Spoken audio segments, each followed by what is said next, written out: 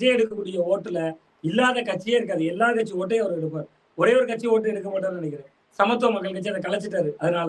அது மாதிரி இந்த லட்சிய திமுக அவர் தேர்தலில் நிக்கல அதனால. இப்படிதான் நம்ம அதை வகைப்படுத்த முடியும்.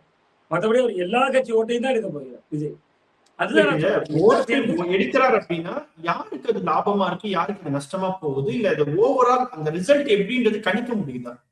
அதாவது திமுகவுக்கு லாபம் அதுல சந்தேகமே இல்லை. ஆளுங்கட்சிக்கு எதிரான ஓட்டுகள் சிதைக்கப்படுறதுல திமுகவுக்கு லாபம். ஆனா ஒருவேளை விஜய் என்கிற சக்தி வரலைன்னா மு.க.ஸ்டாலின் அவர்கள் சொன்னதை போல 200 தான். வெல்லுவோம் 200 படைப்போம் வரலாறு. அதிமுக இன்னும் கேட்கிறேன், நீங்க விஜய் பிரிக்கிற கதையை விட்டுருங்க. பிரிப்பதற்கு முன்பாக நடந்த ஒரு சம்பவத்தை சொன்னேன். விஜய் வரல. 2024 தேர்தல் முடிவு எப்படி இருந்துச்சு? அதிமுக பாஜக அந்த அலையன்ஸ் மேல கல்லை வீசுவதற்கு எளிமையான ஒரு கண்டென்ட் இருக்கு. பாஜகவுக்கு அடிமைங்கிறது இருக்கு. இன்னைக்கே நம்ம யூடியூப் சேனல்ல ஒரு அண்மையில எனக்கு ரொம்ப ஆச்சரியமாக இருந்தது. ஒரு அதிமுகவை சேர்ந்த ஒரு நண்பர் ஒரு இன்டர்வியூ கொடுத்துருக்காரு ஒரு சேனலுக்கு. எனக்கு பதட்டப்பட்டு அடிக்கிறார். சார் என் இன்டர்வியூ வந்திருக்கு சார் யூடியூப்ல, அந்த லிங்கை நான் நிறைய பேருக்கு அனுப்புறேன். சரி சார் அதனால என்ன?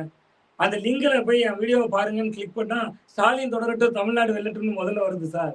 சார் அது விளம்பரம் சார், அது ஒன்றும் பண்ண மாட்டாங்க முடியாது சார், அந்த சேனலுக்கு அதுக்கு சம்மந்தம் இல்லை. இல்லை சார் நான் இந்த வீடியோ அனுப்ப பயமா இருக்கு, எனக்கு ஓட்டு போடணும்னு நினைக்கிறவங்க கூட மாறிடுவாங்க.